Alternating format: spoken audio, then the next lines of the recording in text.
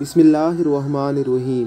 آج وہ بہت خوش تھی کیونکہ کتنے دنوں کے بعد اس کے شوہر کو ملازمت ملی تھی۔ بلقیس اپنے شوہر کے ساتھ لاہور کے ایک نواحی آبادی میں ایک کمرے کے کرائے کے مکان میں اپنی 3 بچیوں کے ساتھ رہتی تھی۔ بلقیس نے جلدی جلدی اکرام کی سائیکل صاف کی اور ایک کپڑے میں روٹی باندھ کر ہینڈل سے لٹکا دی۔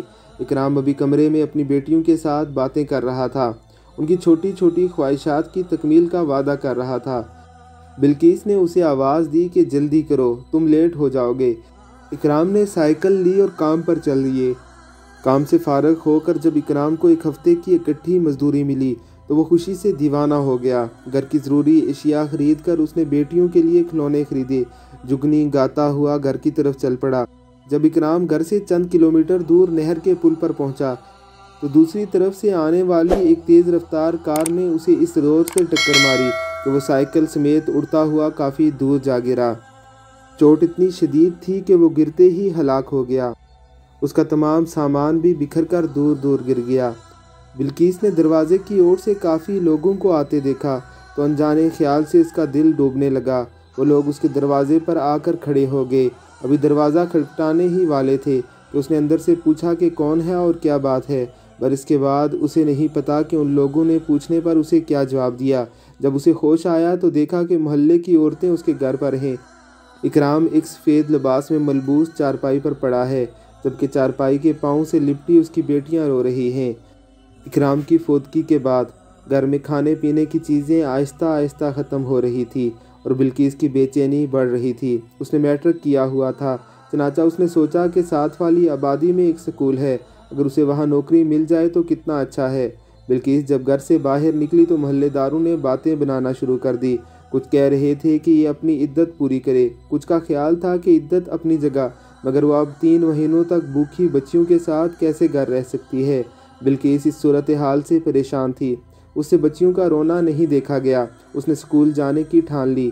اگلے روز جب وہ سکول جا رہی تھی تو آبادی کی گلیوں اور سڑکوں پر کھڑے لوگ، جن میں جوان بھی تھے اور بوڑھے بھی، اسے عجیب سی نظروں سے دیکھ رہے تھے، لیکن وہ ان سب سے بے پرواہ ہو کر سکول پہنچ گئی۔ اسے وہاں پر 6000 ماہوار پر نوکری بھی مل گئی۔ اب بلقیس کے گھر کے اخراجات تو چلنے لگے، مگر وہ بہت پریشان اور بے چین رہنے لگی۔ ایک تو روزانہ آوارہ لڑکوں کی نظریں اس کا پیچھا کرتی، اور دوسرے سکول کا مالک جو اسے اپنی بیٹی کہہ کر پکارتا تھا، اب اسے بیٹی کہنا چھوڑ گیا تھا۔ ایک روز جب محلے کے کچھ لڑکوں نے باقاعدہ طور پر بلقیس کا پیچھا کرنا شروع کر دیا تو اس نے علاقے کے کونسلر سے شکایت کرنے کا سوچا، جو اکرام کا جاننے والا تھا۔ بلقیس کا خیال تھا کہ اکرام کی وجہ سے اسے یہاں ضرور پذیرائی ملے گی، وہ ضرور اس کا حل نکالے گا، مگر بلقیس بہت مایوس ہوئی جب وہ کونسلر کے پاس گئی۔ وہ اس وقت نشے میں دھت تھا، جو بلقیس کو تسلیاں دینے کے ساتھ ساتھ اس کے جسم کو بھی گور رہا تھا۔ وہ مایوس ہو کر آ گئی۔ دوسری طرف آوارہ لڑکوں کی حرکتیں بڑھ رہی تھی اور سکول کا مالک بھی تنگ کر رہا تھا۔ عزیز و اقارب اس قابل نہ تھے کہ ان چاروں کے مالی اخراجات برداشت کر سکیں۔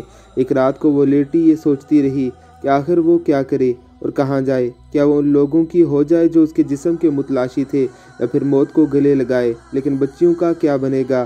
آخر سوچتے سوچتے اس نے فیصلہ کیا اور مطمئن ہو کر اپنی بچیوں کے ساتھ لپٹ کر سو گئی۔